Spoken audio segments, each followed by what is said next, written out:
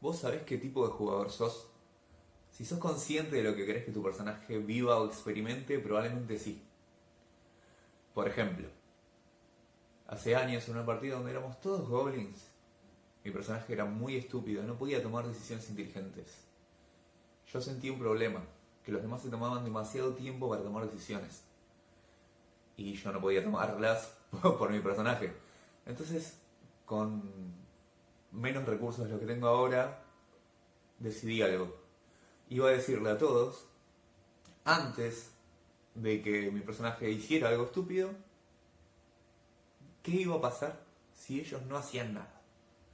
Si ellos no tomaban acción. Algo inteligente. Si ellos no lo hacían, mi personaje iba a ir del punto A al B, como tenían que hacerlo, pero a la vista de toda la ciudad, lo cual podría ser un problema. Eso fue una decisión mía, y hasta en la creación de personajes se podía definir como que abarqué tres tipos diferentes de jugadores. Por un lado, un min-maxer, ¿sí? El clásico. ¿Por qué? Porque era muy estúpido mi personaje. Mi personaje era muy estúpido porque quería que sea muy rápido. Básicamente, una consecuencia negativa alta por una consecuencia positiva alta. Por otro lado, era instigador. Yo generaba que la historia avance al hacer que los otros tomaran decisiones rápidas. Y a la vez, era metagamer, porque le estaba dando información a los jugadores que los personajes no sabían. Bueno, tal vez sí podrían dar por sentado que es un personaje estúpido y que siempre va a hacer algo, pero eso no se había planteado. ¿Cómo estás? Mi nombre es Luke y en el canal de Rol Esencia quiero darte herramientas roleras simples y al paso. La dinámica es la siguiente: investigo en blogs y en canales de rol sobre un tema particular y te lo resumo. Aparte de eso te pongo los links en la descripción por si querés investigar más. En este video lo que vamos a ver son 10 diferentes tipos de jugadores y lo que aportan a la mesa. El jugador novato es el jugador que recién empieza o solo jugó una partida de una sesión o dos como mucho.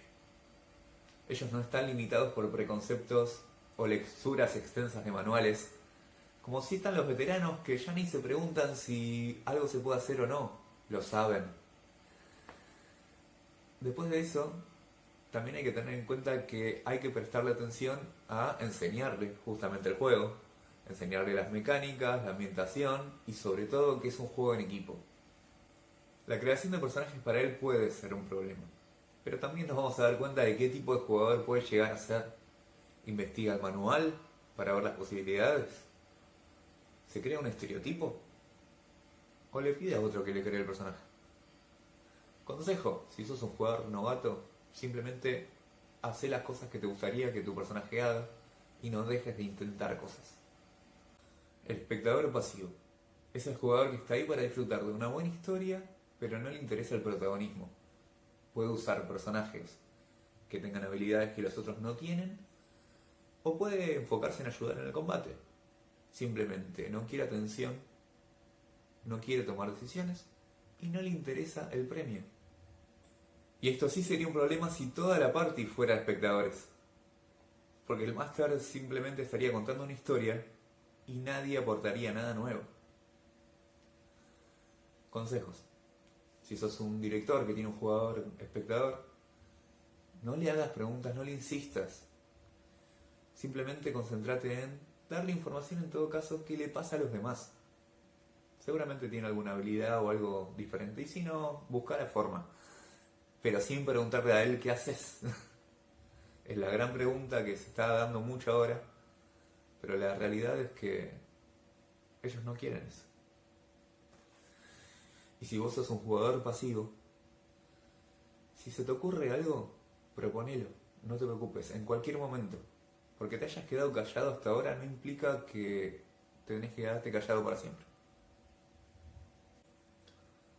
Y ahora vamos a hablar de un grupo que llamo jugadores que hacen que la historia avance.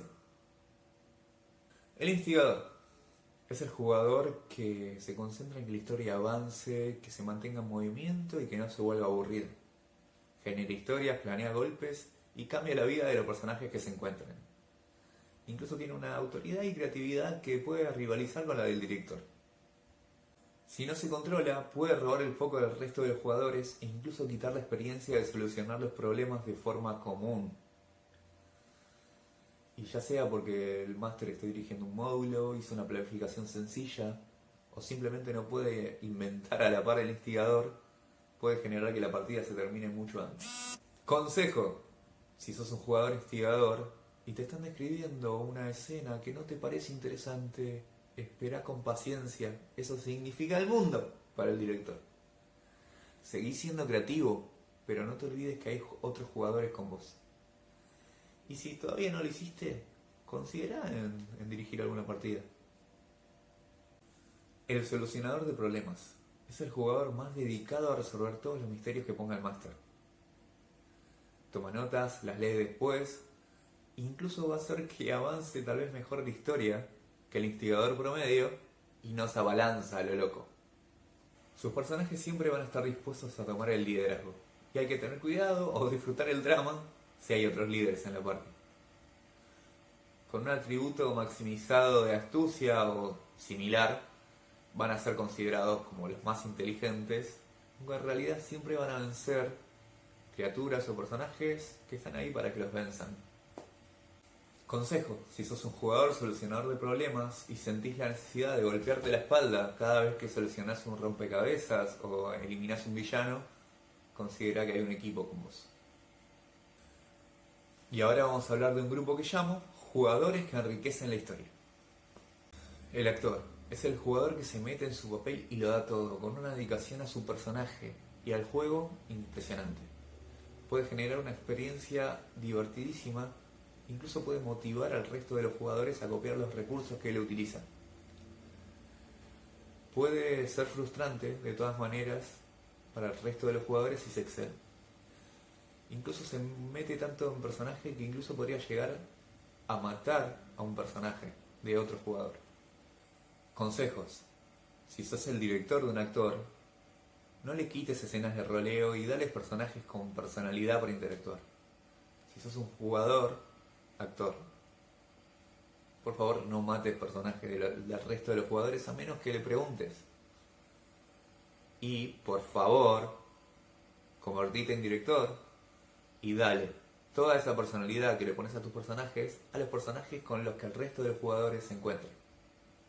El cuentahistorias es el jugador que busca que el drama llene la vida de su personaje. Quiere una buena historia con un gran final. A él le preocupan más las recompensas narrativas que los objetos que puede encontrar. Y probablemente encuentre pistas, pero va a esperar hasta el último momento para desenmascarar al villano.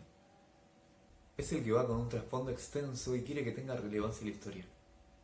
Y eso puede ser un problema porque en el afán de generar un trasfondo rico tal vez se olvida del resto de los jugadores. Consejos: si sos un jugador cuentahistorias, no te olvides del resto de los jugadores para empezar, y considera que el máster no puede tener en cuenta todo tu trasfondo.